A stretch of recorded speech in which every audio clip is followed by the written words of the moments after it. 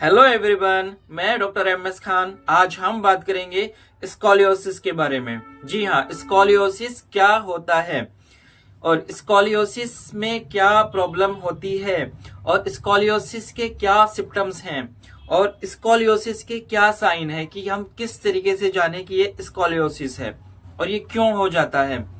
तो स्कॉलियोसिस एक स्पाइन की प्रॉब्लम है जिसमें स्पाइन का जो कर्व है वो साइड वाइज कर्व हो जाती है, यानी कि कमर की जो स्पाइन है वो राइट में या लेफ्ट में टेढ़ी हो जाती है।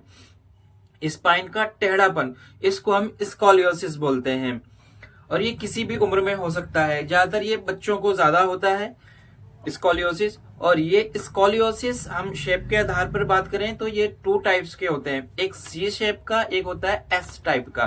सी शेप में स्पाइन पूरी सी शेप के ऐसे कर्व में हो जाती है इस टाइप से, और एक एस शेप का स्कॉलियोसिस होता है उसमें पूरा एस टाइप का, यानी कि जो हमारी अपर स्पाइन है उसमें भी कर्व आता है और लंबर स्पाइन में भी कर्व हो जाता है, वो एस टाइप का होता है। और स्कॉलियोसिस तीन टाइप के होते हैं, एक होता है इडियोपैथिक स्कॉलियोसिस, एक होता है कॉन्जेनाइटल स्कॉलियोसिस और एक होता है न्यूरोमस्कुलर स्कॉलियोसिस। हम इनको एक अलग से अलग अलग पार्ट करके हम इनकी एक अलग से डिफाइन करके इनकी वीडियो बनाएंगे।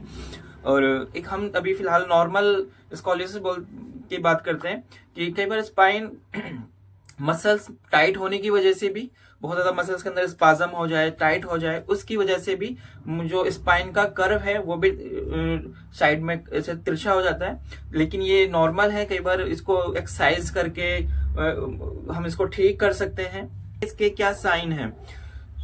पहला साइन तो यही है कि पेशेंट का जो स्पाइन है, पीछे वाला जो स्पाइन है वो साइड में कर्व होने लगता है, यानी कि राइट में लेफ्ट में किसी भी टाइप में ये कर्व हो जाता है साइड्स को, यानी कि स्पाइन टेढ़ी होने लगती है।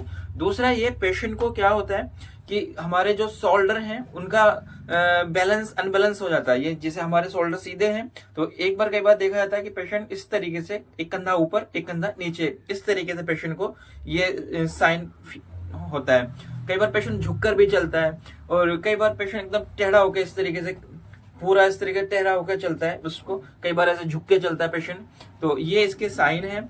और क्योंकि इसमें जो हिप है, पेल्विक जो है वो कई बार वो भी ऊपर की तरफ आ जाता है कई बार, और ये जो शोल्डर है, शोल्डर हमारा बहुत ज्यादा स्टीक हो जाता है, चिपक जाता है इस तरीके से, और पेशेंट को एकदम शोल्डर हाथ ऊपर मूवमेंट करने में पेशेंट को कई बार पेन फील होता है। पेशेंट इसमें प्रॉपर तरीके से खड़ा नहीं हो पाता, उसकी जो वॉक है, वॉक में प्रॉब्लम आती है, वॉक अब नॉर्मल होने लगती है, मसल्स वीक हो जाती हैं और कई बार पैरों में, हाथों में ऐसे नमनेस फील हो जाता है, सुनपन, झंझनाहट वगैरह भी इसमें महसूस होने लगती है।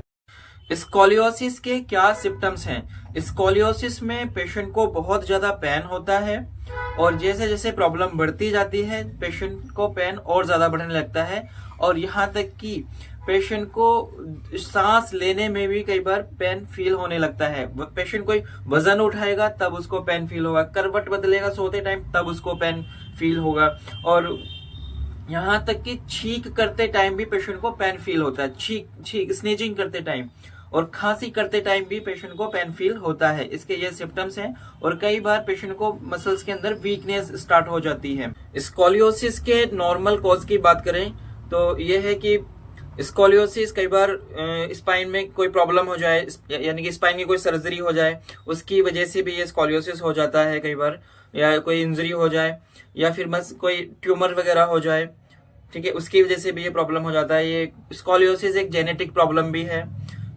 और स्पाइन में कई बार अदर कोई प्रॉब्लम्स हैं, उसके दर्द की वजह से कई बार पेशेंट कई बार ऐसा होता है कि जिस पोजीशन में पेशेंट को आराम मिलता है तो पेशेंट उसमें पोजीशन में अपना ऐसे इस तरीके से बना के रखता है कि पेशेंट को आराम मिल रहा है उस पोजीशन में, तो उसी पोजीशन में कई बार रहने की वजह से वो मसल्स उस तरफ शिफ्ट होने लगती हैं और स्पाइन को अपनी तरफ खींच लेती है। तो इसकी वजह से भी कई बार हो जाता है। कई बार मसल्स बहुत ज्यादा टाइट होती हैं, स्पाज्म में चली जाती हैं, तो उसकी वजह से भी ये नॉर्मल स्कॉलियोसिस हो जाता है। पोस्चर का अब नॉर्मल होने की वजह से भी ये स्कॉलियोसिस की प्रॉब्लम हो जाती है। स्कॉलियोसिस नॉर्मल है तो उसके लिए फिजियोथेरेपी का ट्रीटमेंट बहुत अच्छा ट्रीटमेंट माना जाता है। उसमें फिजियोथेरेपी में कुछ मॉडलिटीज वगैरह होती हैं और जिससे पेशेंट का जो पेन है, दर्द है, वो कम हो जाता है। और उसके बाद पेशेंट को जो डॉक्टर्स हैं, फिजियोथेरेपिस्ट डॉक्टर, वो उनकी एक्सरसाइज वगैरह करके उनका जो कर्व है, स्पाइन का जो अलाइनमेंट है, उनको वो सीधा करने की कोशिश करते हैं, जिसकी वजह से वो धीरे धीरे करके ठीक हो जाते हैं।